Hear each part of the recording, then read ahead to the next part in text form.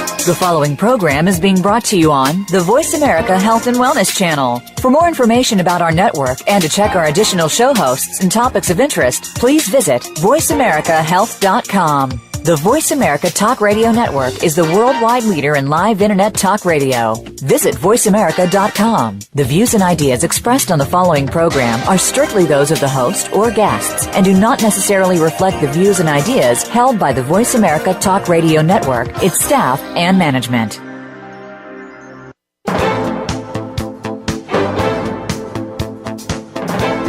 Welcome to Straight Talk with Sandra Reish. Are you trying to master the game of life without success? There are secrets and strategies to living your best life. We'll share some of them with you on today's show. Take advantage of this series to become an expert at relationships. All relationships. It's time to live the life that you deserve to live. Now, here's your host, Sandra Reish. Welcome back to Straight Talk with Sandra Reish. And just listening to the show start up, I talk about their secrets to living your best life. And if you're listening right now, this is a show you want to hear about living your best life. I have with me a guest, someone I greatly admire. I had the great fortune of meeting him a few months ago. And I'm not going to lie, I was blown away. Let me tell you a little bit about him. Dr. Michael Greger is a founding member and a fellow of American College of Lifestyle Medicine. He's a physician. He's a New York Times best-selling author of a very incredible book we'll talk about today, an internationally recognized speaker on nutrition, food safety, and public health issues. He's lectured at the Conference on World Affairs, testified before Congress, and he was an expert witness in the defense of Miss Oprah Winfrey in the infamous meat defamation trial.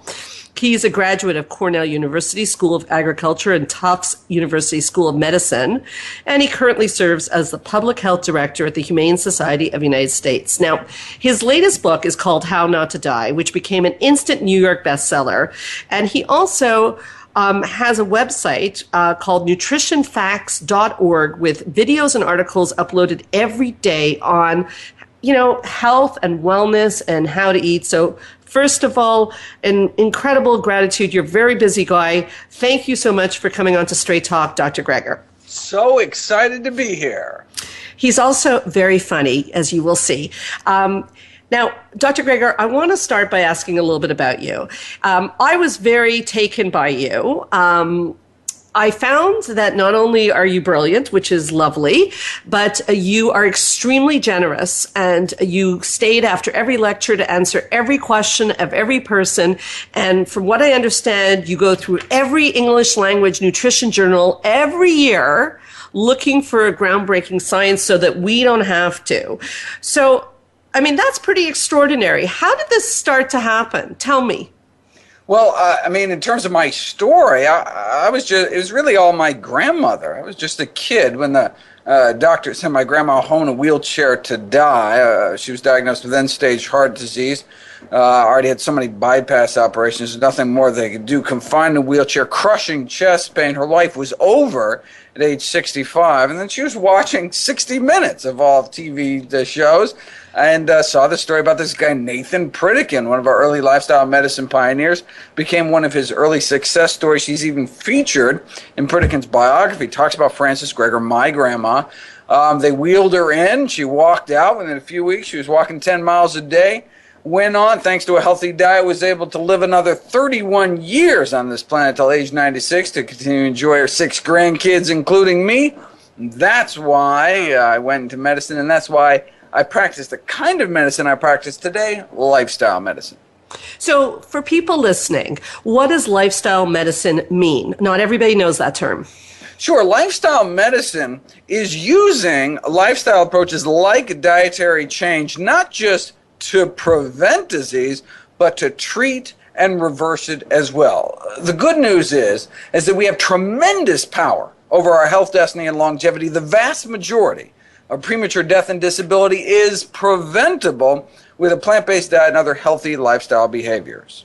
So I guess after the experience with your grandmother, and as you studied medicine, it just confirmed to you that she was not a fluke situation. It was not a fluke that she, turned to I mean, that's a pretty incredible story. She was at end stage and she turned things around. I guess as you went through your career, it became more and more apparent, from what I understand, that actually we have a huge role in our health and the possibility to prevent, as you say, death or dying of a horrible death. Well, a few years later, Dr. Jean Ornish published in the most prestigious medical journal in the world, The Lancet, summer 1990, the so-called lifestyle heart trial, where he proved, using something called quantitative angiography, proved that indeed you could reverse heart disease with a plant-based diet and other healthy lifestyle behaviors, opening up arteries without drugs, without surgery. Yet, when I was shocked to find out in medical school that this entire body of evidence was largely ignored by mainstream medicine. So I said, wait a second, if effectively the cure to our number one killer, heart disease, could get lost down some rabbit hole and ignored, what else might there be buried in the medical literature that could help my patients? Well, I made it my life's mission to find out. That's what led me to start nutritionfacts.org, and that's what led me to write the new book, How Not to Die.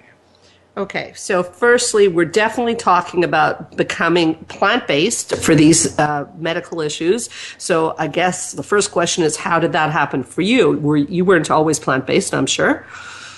No, I mean, it was actually, I was inspired by my grandma's story, but actually didn't change my own diet. I just kind of assumed, well, that's the diet you go, that's a therapeutic diet. And so if you get sick, that's what you do. Just like you take a medicine, you take a particular diet. And so I didn't change my own diet until July 1990, published in The Lancet, Dr. Ornish's lifestyle heart trial. There it was in black and white, could no longer be ignored, preventing, treating, reversing heart disease with lifestyle alone. I said, well, look, I mean, that's I've got things I want to do on this planet, and so I want to live as long as I possibly can in good health. And so 26 years ago, I changed my own diet and never looked back. Never looked back. So is that journey of 26 years what inspired you to write this book, How Not to Die? Well, it was the lack of acknowledgement of this mountain of evidence. Doctors have a severe nutrition deficiency in education. Most doctors never taught the impact healthy nutrition can have on the course of illness, and so they graduate without this powerful tool in their medical toolbox. There are also institutional barriers, time constraints, lack of reimbursement. In general, doctors aren't paid for counseling people on how to take better care of themselves. Of course, the drug companies also play a role in influencing medical education and practice. You can ask your doctor, when's the last time they were taken out to dinner by Big Broccoli? Probably been a while. But, I mean, there was this tremendous body of evidence, yet it wasn't translating into public policy, into people's lives. And I kind of draw a parallel to smoking in the 50s. By the 50s, we already had literally decades of science, starting in the 30s, linking smoking with lung cancer, but it was ignored because smoking was normal. Most doctors themselves smoked. Average per capita cigarette consumption, 4,000 cigarettes a year, meaning the average American smoked half a pack a day. American Medical Association was reassuring everyone smoking in moderation was actually good for you. So there was this tremendous disconnect between the science and public policy. It took more than 25 years, 7,000 studies before the first Surgeon General's report came out against smoking in the 60s. So until the system changes, we need to take personal responsibility for our own health, for our family's health. We can't wait until society catches up to the science again because it's a matter of life and death. Wow, well said. So it's hard to believe you're saying that we were told smoking was good for us for a long time. Like we're told now that milk and meat does the body good. That's your analogy. It's the same thing where the science is clear. The best available balance of evidence clearly suggests that the healthiest diet is one that minimizes the intake of meat, eggs, dairy, and processed junk and maximizes the intake of fruits, vegetables, legumes, which are beans, split peas, chickpeas, and lentils, whole grains, nuts and seeds, mushrooms, herbs and spices, basically real food that grows out of the ground. These are our healthiest choices. There's a remarkable consistency in the nutrition science literature. The public needs and deserves to know about this overwhelming global consensus in the science regarding the core elements of healthy living, yet, unfortunately, it doesn't translate out to medical practice. Most doctors used to smoke. Well, most doctors today continue to eat foods that are contributing to our epidemic of dietary diseases. Look, the World Health Organization last year classified processed meats like bacon, ham, hot dogs, sausage as a group 1 carcinogen. That's the highest class, meaning we are as sure processed meat causes cancer in human beings than we are that smoking and asbestos and radiation causes cancer. Yet people continue to send their kids to school, with these products. I mean, this is something that, that could only happen because of these commercial interests, which are trying to suppress the dissemination of this science for decades now. Well, you brought up something there that really touched something in me because, I have this problem since I've met you. My entire family definitely became plant-based. My little one, the 5-year-old, is still in a school that serves these kinds of foods. And I find, he's about to leave that school, so this problem's solved. But I'm sure many people listening have the same question. What are we supposed to do with these schools? We send our kids to school. It's, sometimes when you're the parent saying, no, I don't want my kid to eat that becomes a very big challenge as well. So how do we make this, that's why I wanted you on the show. How do we get this across that our schools, I don't want the school serving food like this, but I don't know how to get that across. And I know certainly your book is going to be a very big help for people. And that's why we have to keep spreading the word. But I'm curious what your thoughts are on this.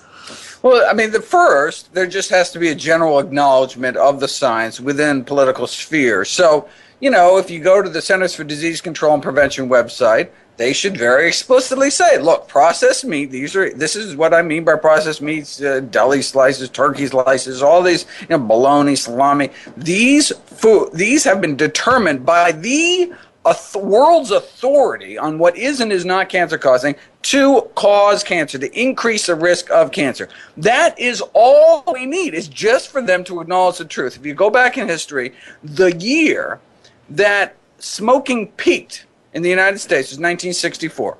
Every year has been going down since. Tremendous public health victory. What happened in 1964? The science didn't change. All that happened was the Surgeon General came out with their first report saying, look, smoking is bad for you. Smoking causes cancer. And it was just the acknowledgement. Nothing changed except they had 7,000 studies before that they finally came out and said it. But 1964, they said it. And look, some people continue to smoke to this day. It's your body. It's your choice. Do whatever you want. Go bungee jumping. It's completely up to you. But you should make these decisions consciously, educating yourself about the predictable consequences of your actions. Yes, so we've got to get the word out. And in terms of the school system, I'm thinking as I'm talking to you, do I bring them your book? What do I do? And I'm talking for every parent in this situation. I'm not alone. Well, there's been a tremendous movement in the grassroots for these healthy initiatives like Meatless Mondays programs. And so some of the biggest school systems in the country now participate. For example, LA Unified, which I believe is the largest school system in the country, every Monday there's no meat in the cafeteria. Wow. No meat at all. And their hope is to cut down meat consumption to 15%, one day out of the week at least. For this meal at lunch, they just don't serve it. What do they serve instead? They serve, bean burritos or whatever they got. And it's a win-win for everyone. It saves money. It's healthier. It's better for the environment. Just kind of on down the list. And so some of the biggest schools, the big school system in Florida that's doing, these are not like little, private schools somewhere with, 20 kids. These are massive, massive institutions, which put out tens of thousands of meals every day. And they have recognized, the American Heart Association, all the, mainstream groups, all supporting this public health initiative, which was initially put out by the Johns Hopkins School of Public Health, supporting Meatless Mondays. We have to start reducing our meat consumption. So that's a good place to start. You're like, look, the authorities are already behind this. Everybody's on board. Some of the most kind of prestigious institutions are supporting this. Here's other school systems that are doing it. Here's the resources for how to do it. They'll have, there are consumer groups, and public health groups that will come to your school system, put on presentations, teach the cafeteria staff how to make these foods, how to source these foods. I mean, the resources are there now, but it does take people, to advocate for that, to bring it up at a PTA meeting. We need to have healthy food for healthy kids. Okay, so that brings us to the book. So the book's called How Not to Die, and it talks about the diseases that typically kill North Americans. And I'm wondering what you felt was what's the main theme you want people to learn from this book? Because we're talking around this plant-based. So I know I'm familiar with your work, but I'd like to make sure everyone else is. Is the way not to die to go to plant-based eating? And is that what the book shows? So it's not how to not die. It's how not to die, as in prematurely in pain after wrong chronic disabling illness. Right. Basically on the website nutritionfacts.org, I got more than 1,000 videos, which is great. I cover so many topics. It's been a little overwhelming. I do record these annual kind of year in review videos going through the science in 12-month chunks, but I really wanted to compile all the most compelling evidence in one place. So to that end, I have chapters on the role diet may play in preventing, arresting, and reversing each of our 15 leading causes of death.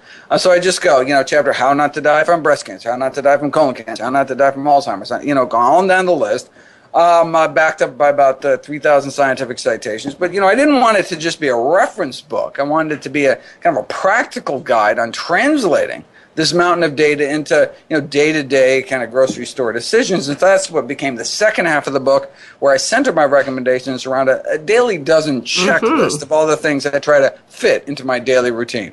So let's talk about that daily dozen. There's some fantastic apps based on your book on the phone. I have one, and I fill it out daily. What are people supposed to eat in a day? Oh, that's cool. Yeah, there are free apps for both iPhone and Android. Dr. Greger's Daily Dozen. And it just, I'm hoping it will be kind of just a useful reminder to people to get some of the healthiest foods in their diet. So I encourage people to, follow the American Institute for Cancer Research recommendations to get 3 servings of beans or legumes into people's diets. And so that could be kind of typical, black beans, pinto beans. It could be something like hummus, which is made out of chickpeas, or, pea soup or lentil soup. Lots of ways you can get your beans in throughout the day. But 3 servings a day, so that's like beans every meal, practically. Encourage people to eat a tablespoon of ground flax seeds, a quarter teaspoon of the spice turmeric, the yellow spice that makes grape powder yellow, a serving of berries, the healthiest fruits, a serving of greens, cruciferous vegetables, specifically broccoli family vegetables, which are the healthiest type of vegetables. Go through what's the best beverages, the best sweeteners, how much exercise. Just kind of go through the list. And again, it's just... it's, when I'm lucky if I get through half of those when I'm on the road trying to eat at some airport food court. But, it does help people just kind of, when they sit down at a meal or they're out at the grocery store, get a sense of what a really healthy diet would look like. So people have to go read your book, that's for sure, because it's chock full of information. But is the bottom line how not to die of these top diseases switching to a plant-based diet? Well, yeah, remarkably so. I mean, when I went through, I was surprised to find that, look, it's not like there's a heart-healthy diet, which is somehow different than a brain-healthy diet. No, a liver-healthy diet is a kidney-healthy diet, is a whole-body healthy diet, kind of one diet to rule them all. And it gets a little less shocking when one realizes that many of these diseases all come back to circulation. I mean, so what... plant-based diets are known for is reversing heart disease, the number one killer of men and women. So, but what is heart disease? Heart disease is just clogging up the arteries that feed the heart muscle. Well, what about the arteries that feed the brain? Basically a heart attack in the brain is called a stroke. It's the same disease process, except you're just clogging off a part of the brain leading to brain death instead of clogging off part of the heart leading to heart death. And so, stroke is another leading killer. It's the fourth leading killer. But you say, well, wait a second. How could the same diet help both stroke and heart disease? Because it's the same disease. And when you talk about kidney disease, kidneys are highly vascular organs. That's why they're so red. When you see them in like the deli case, they are just packed with blood vessels. And so keeping our blood flowing, it's no surprise to be so good for kidney health and liver health and peripheral vascular disease and, lung health. Everything depends on getting oxygen and nutrients to our tissues, getting rid of toxic byproducts. So maybe it's not so shocking that the same diet in disease after disease is the one best shown to prevent, arrest, and sometimes even reverse their progression. And that is a plant-based diet. Correct. A whole food plant-based diet. I mean, Coca-Cola is made from plants. Cotton candy is made from plants. But we're talking about a diet made centered around whole plant foods, unprocessed plant foods. Okay, so I'm glad you said that's one of my questions today because a lot of people don't know what that means. So let's just clarify what unprocessed as a food means.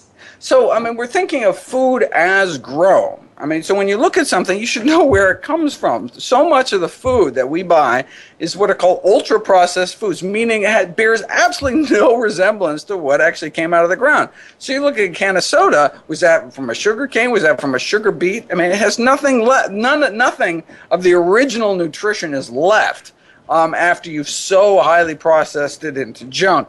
And you can see that kind of across the board. You look at, like something like Crisco hydrogenated vegetable oil. It has vegetable in the topic, in the title, but does that look like a vegetable? That's not a vegetable, right?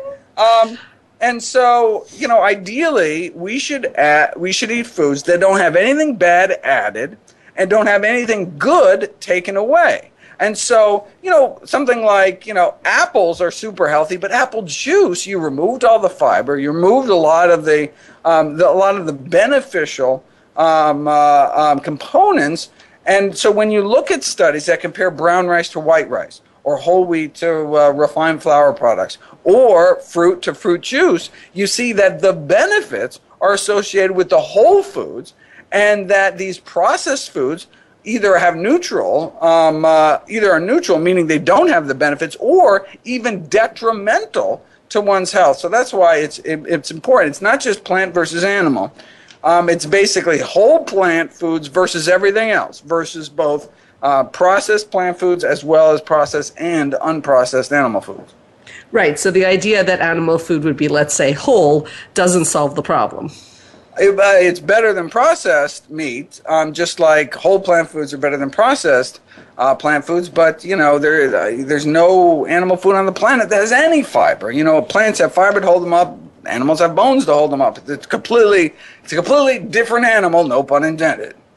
Okay, so for people who say, well, like the Meatless Mondays, I'm going to cut down on my meat, I'm going to cut down on my fish, we'll have to talk about fish too. Is that enough, or does your research show it really has to be a full-time way of life? Well, look, any steps people can make, right? Smoking 1 pack a day is better than 2 packs a day. And you can actually see differences in lung cancer risk by how much. It's not binary. It's not all or nothing. It's not black or white. You smoke socially at a party, a few cigarettes a year, you probably won't have much increased risk. In fact, one would be hard pressed to show any increased risk over people that are strictly non-smoking. Of course, we don't encourage people to smoke anything because they might go down that slippery slope and end up smoking a pack a day, which would dramatically indeed increase their cancer risk. But look, it's a similar thing. Anything they can do to move away and move away from cigarettes, anything we can do to move along this spectrum towards healthy eating would benefit our health. Look, you could choose moderation, hit yourself with a smaller hammer, but why beat yourself up is all.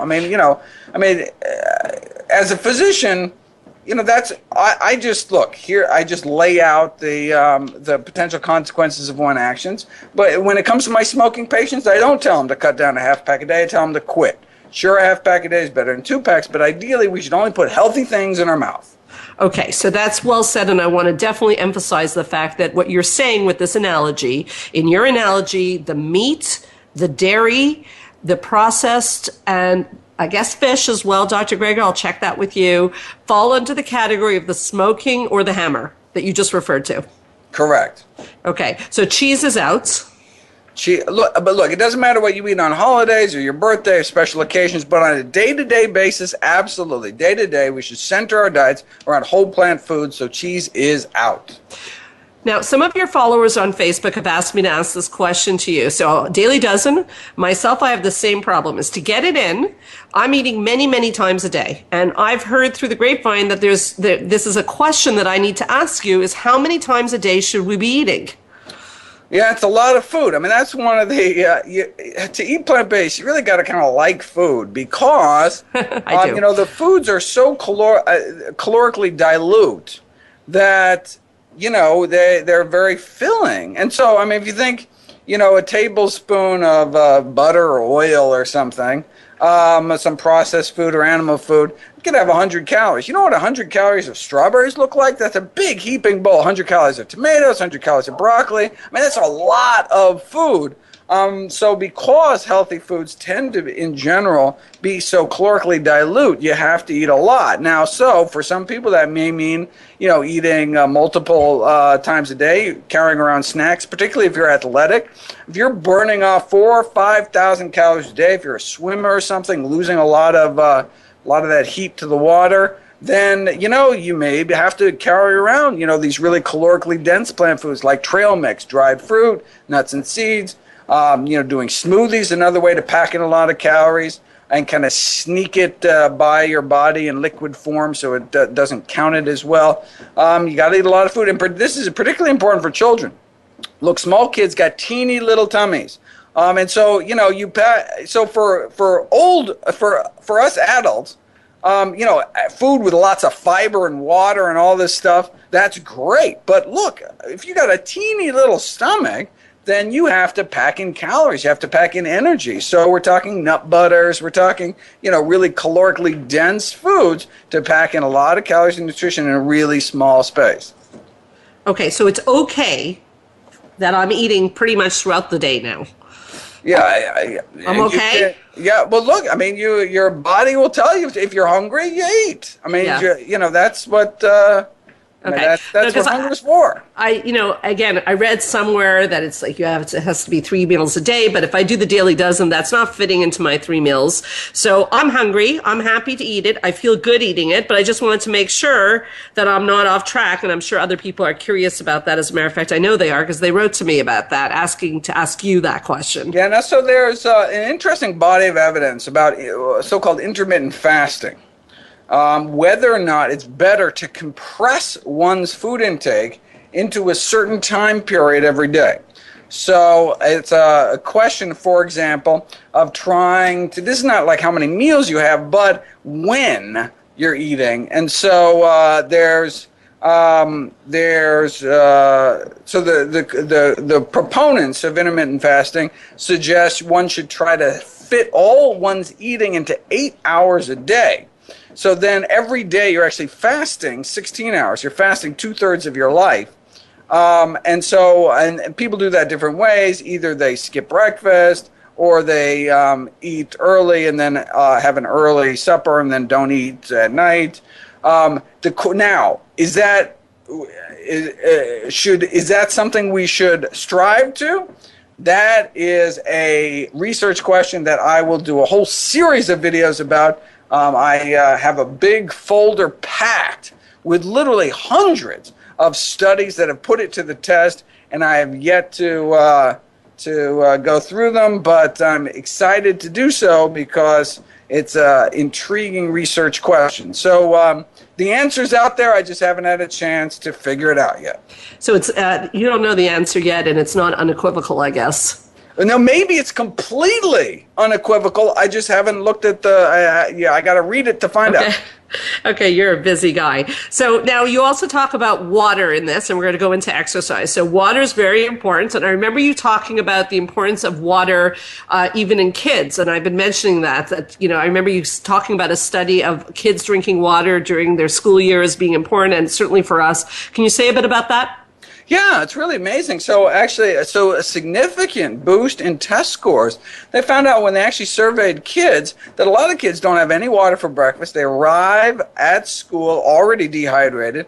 And now not dehydrated enough that they notice it, but dehydrated enough that actually affects their cognitive function. And that if you randomize kids into two groups in half, you just have them chug a glass of water before taking a test, those that drink the water do significantly better, which suggests that they were dehydrated, that their body was not working at peak performance. And the answer is simple: just drink some water.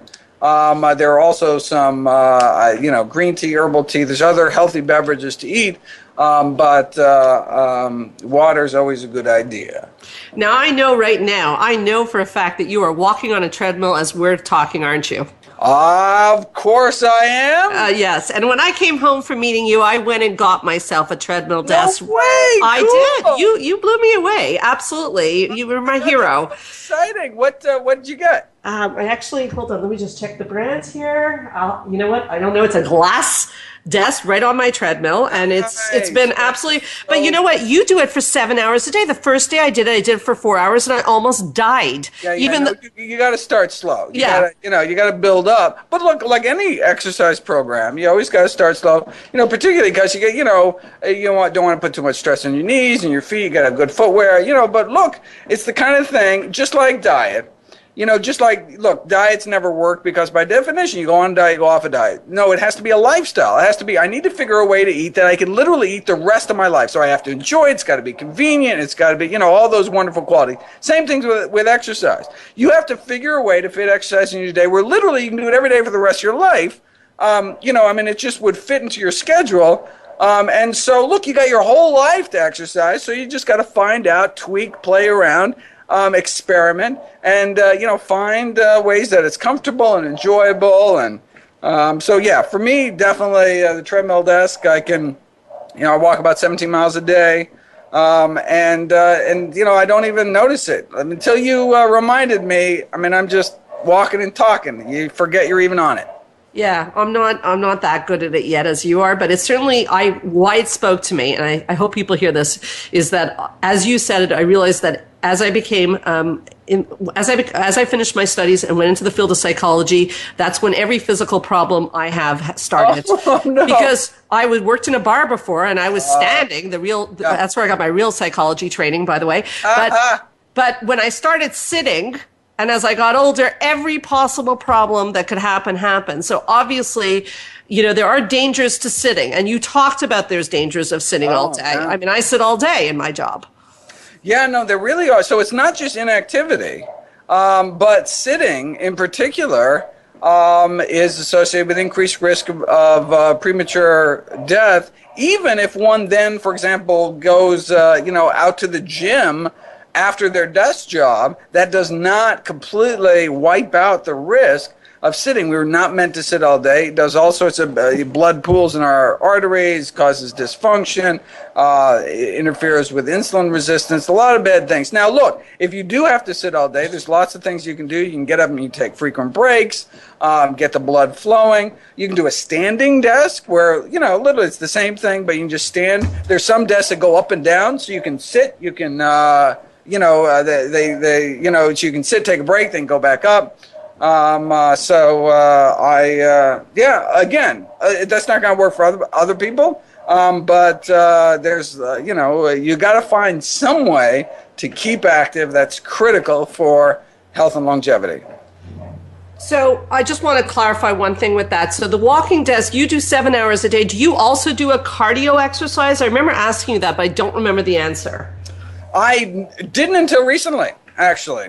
So because I just couldn't figure out how to fit it in, because the only reason I'm getting any exercise is because it doesn't distract my work. Right, so you're multitasking. Right. And that's why before I got my treadmill desk, I wasn't getting any exercise at all. So I was just being a terrible role model for people. But, the same thing with sleep. I don't get enough sleep. Why? Because I find I'm less productive when I'm unconscious. So I got to, but I'm getting better both on the sleep front, and I did start doing cardio. And now what I do is I do what are called burpees. Whenever Horrible things. Any moment. So if some things in the microwave for a minute, I can fit it. I can do 10 right there. Or if I'm waiting for, anything, I can just drop and just shoot my heart rate up. I'm surprised at how many little opportunities I have to do that. And so I'm really excited that I'm slowly but surely working it into my routine. Well, it was very helpful for me because I guess we have that type A thing in common. And the fact that I can kill two birds with one stone is very appealing to my personality type, because I also felt I have too much work to do to get away. So I really recommend that for people. I'm talking fast because I want to get the maximum time, and Dr. Greger's a busy guy, so he's got stuff to do. I want to ask you two very important questions. After you left the cruise that I was on with you, there was a big debate. Like, we had a bunch of doctors arguing about this question. I wish you had been there. Oh, I wish too. I didn't hear about this. It was quite exciting, but disturbing at the same time somehow. About oil. There was a panel, and I think you got off the ship by then. I wish I wish you would have been there. We needed you bad. Yeah. So what about oil? Is it healthy or not? My husband still doesn't believe me that it's not healthy. I need to hear it from Dr. Greger. Well, you need to tell your husband that you are always right. Tell us.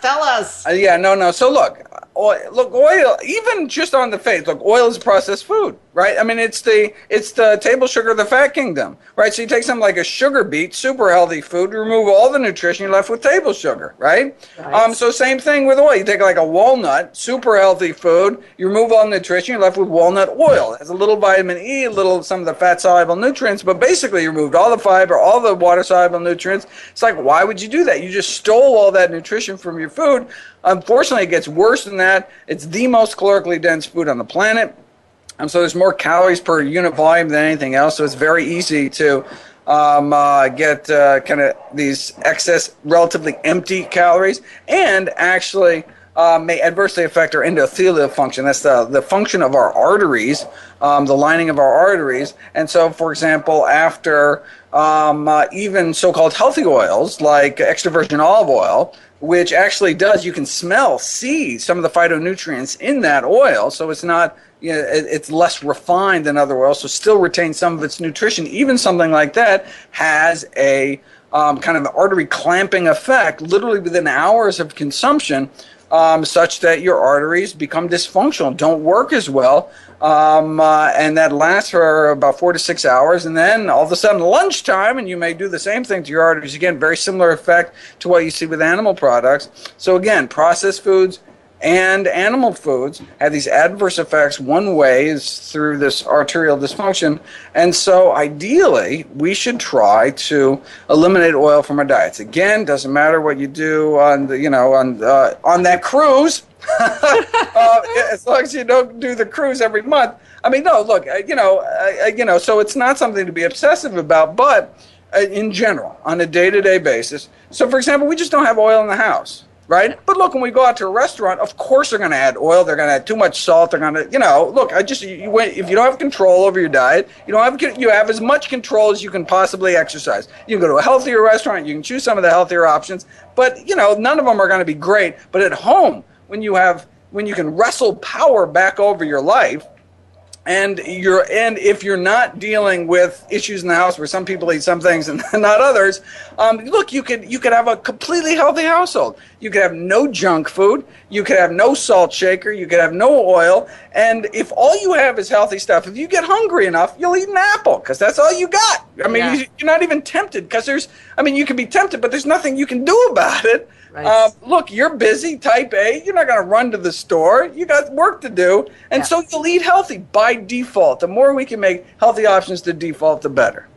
Okay, one more question, and then I'll just shout out a personal thank you to you. I saw a quote online. You never know if a quote is directly from you, but I was curious about this. It was a bit controversial, so I want to check it with you. The quote said that, perhaps you may have said, that chemo kills all cells and veggies only kill cancer cells. Say that again? The chemotherapy would kill all cells and vegetables will only kill cancer cells. Does that sound right? It does not make any sense to me. Oh, so that's never not you. Something I would say. And what do they even mean by that? You mean like hitting them over the head with a carrot or something? No, I think the quote was implying that chemotherapy is very dangerous because it hurts all parts of our bodies, or our cells, and vegetables and a whole plant-based diet really targets I guess preventing disease. I don't know. You're the doctor. I'm not sure. Well, no. I mean, look. I mean, we have been able to. So plant-based diet is the only diet ever proven to actually reverse the progression of cancer. In this case, early-stage prostate cancer.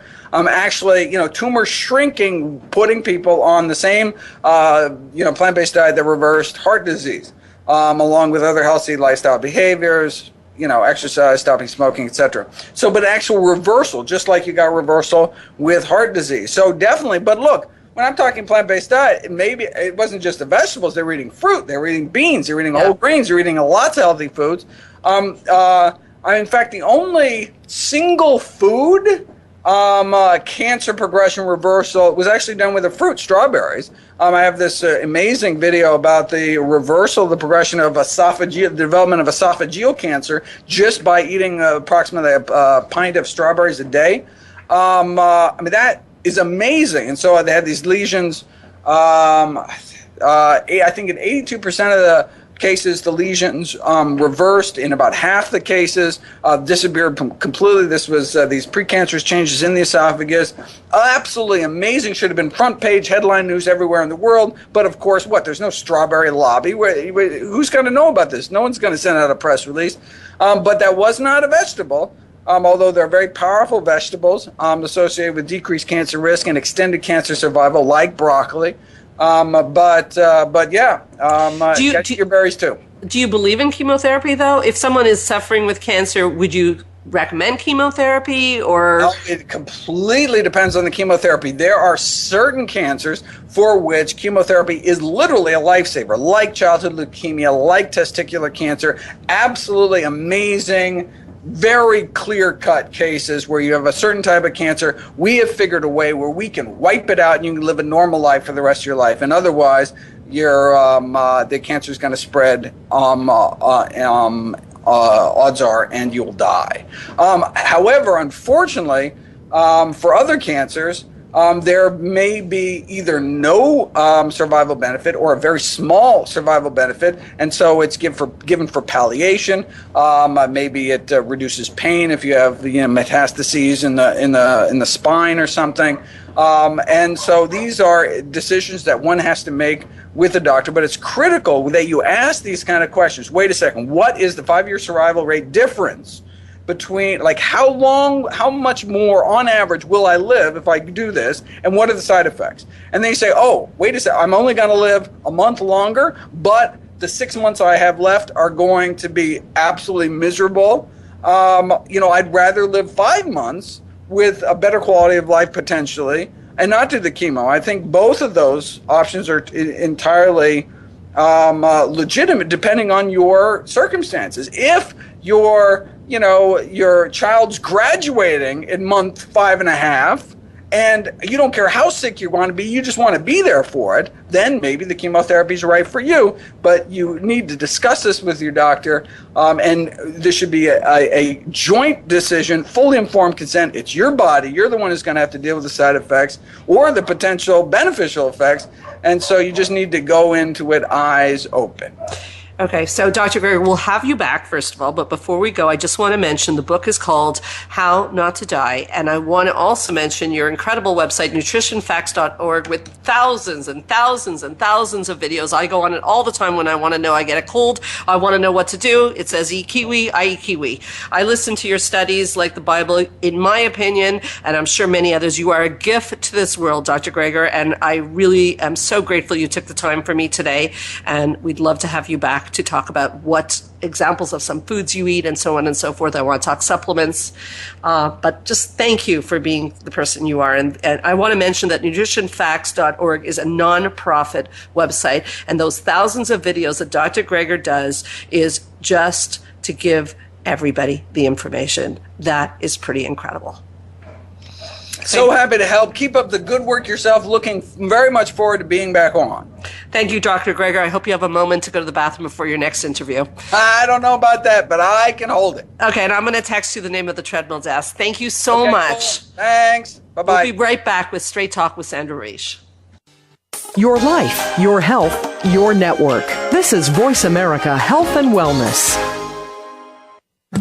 Change your life forever with the latest cutting-edge products for home study treatment for anxiety, featuring the clinical director of the Montreal Center for Anxiety and Depression and host of Straight Talk, Sandra Reish. Sandra is joined by top therapist Georgia Dow in this revolutionary anxiety videos therapy series. Thousands of people have benefited from this scientifically proven treatment approach. Isn't it time you chose yourself? Visit anxiety-videos.com right now. That's anxiety-videos.com and change your life forever. Join the therapist who is affectionately known as the Couple Whisperer, Sandra Reish, on her famous couple retreats and change your life forever. Sandra offers couple retreats in beautiful locations several times a year that can radically change your love life. Couples describe her retreats as life-changing. Regain that loving feeling, bring your intimacy to a new level, and rediscover excitement and joy. Find out more at helpforanxietydepression.com or call 514-796-4357. We all want love and safety. Now you can have it. Call 514-796-4357 or helpforanxietydepression.com. Spa Munari is a full-service wellness day spa located at the heart of West Island, Quebec. Submerge yourself in beauty with one of our many treatments, specially catered to your needs. We offer facials, manicures, pedicures, hair removal, massages, body treatments, and so much more. Enjoy our ultimate relaxation experience with our spa packages. We offer a men's menu as well. Call us today to book your next appointment at 514-695-5040 or visit us on the web at spamunari.com. That's 514-695-5040 or spamunari.com. Your life, your health, your network. This is Voice America Health and Wellness.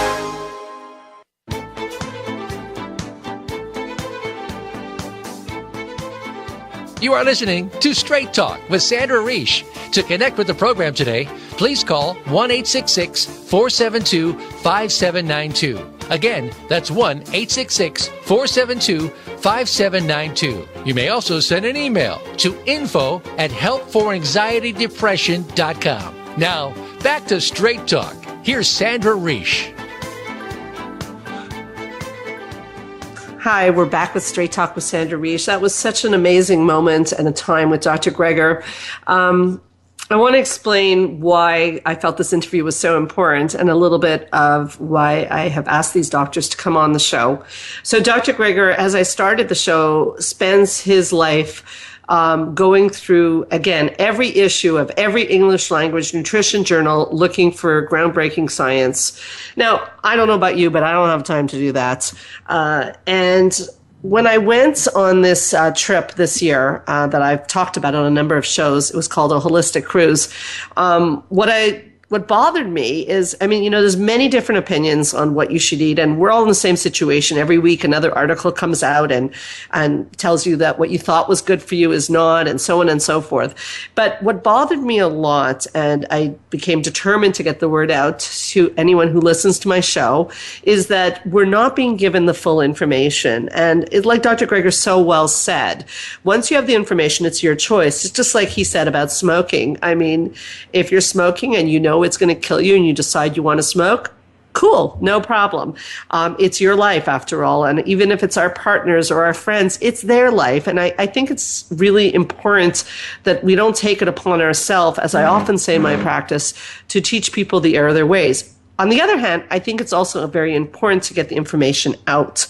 So when I came back from this cruise, I went with my husband, and he was a little bit more, I would say, cynical about the whole plant-based, whole food plant-based. I mean, he believes in health for sure, but he kind of felt that, he was pretty healthy. And it was interesting what happened is listening to Dr. Greger and Dr. Clapper, who was on the show, and Dr. Bernard, who's coming on the show, and Dr. T. Colin Campbell, who's coming on in June, who wrote The China Study, which is considered the most comprehensive book on nutrition in the world. That and The Brilliant How Not to Die by Dr. Greger, and all these guys, they just wrote incredible books. The lectures were so inspirational, and the research was so unequivocal. And as a scientist, it's hard to argue with research. So even my husband looked at me and said, okay, we're going to go home and we're going to talk to the kids about this. Now, it's not easy to come home and tell young kids that they're not going to have ice cream because ice cream is made of dairy. I wanted to say that, and I want to share that because although it wasn't easy, when we explained our reasons to our kids, they were okay with it. And actually, I don't really find we've ever eaten better. And that's where we're going to get Dr. Greger back to talk about, because what he eats. I think there's a sense that eating plant-based would be like living on tofu and, cold vegetables, and it would just be horrible. Now, I mentioned during the interview that I noticed since I went into, I was a bartender. I've talked about that, I think, on my first Straight Talk for 22 years of my life, which was a standing job. And I was feeling pretty good. And I then went into psychology. Obviously, after bartending, it would be a nice segue. And I started sitting, and the weight started coming on, and I started to get lower back pain and, more annoying things than you'd ever want to hear about. And ever since I got this treadmill desk and have changed my diet, I find all those problems are slowly but surely going away. So I did ask these doctors to come on so that anyone who's listening, and I know you're listening from, we see who listens, and I know there's people listening all over the world, that you have that information. I strongly encourage you to go on Dr. Greger's site, nutritionfacts.org. You punch in a health problem you have. You punch in, like I said, I have a cold. What do I do? And I find out I have to eat kiwis. It's extremely helpful. So I encourage you to check out his information. I'm sure you heard in the interview how dynamic a man and a doctor he is. I started the interview, and it's true. I want to share with you guys the kind of person he is. Again, nonprofit, his site. All money goes back. He doesn't, there's no advertising on his site. It's just purely to inform the public. And I think that takes a pretty remarkable person to do that. After the lecture, me and many, many other people had questions about our own personal challenges. I noticed Dr. Greger stayed to answer every single question. And I can tell you on a personal note, and I hope he gets to hear this show, that I suffered some digestive problems, let's just say. And with his advice, I was taking a lot of medication to help me with that problem. And with his advice, which was nutrition-based, I do not have to take any of that. I mean, I'm talking about like Metamucil type of stuff. Again, maybe too much information, but just to make the point that his advice and changing the food that I was eating had an impact on my life immediately. So I started the show with this thought, and I'm going to end the show with this thought. In the upcoming weeks, I'm going to do a few shows on my own about sort of the dream dream of doing Straight Talk with Sandra Reach, which was to help people live their best lives. So be it nutrition, be it not falling into traps in relationships, be it parenting challenges, be it anxiety, being it not being able to sleep, and so on and so forth. Straight Talk with Sandra Reich is going to continue to teach you to live your best life. So stay tuned. Keep your eyes on the stars. Write me at healthforanxietydepression.com. And again, I said it, but I'm going to say it again. Keep your eyes on the stars, because anything is possible to live your best life. This is Sandra Reich. Have a great week.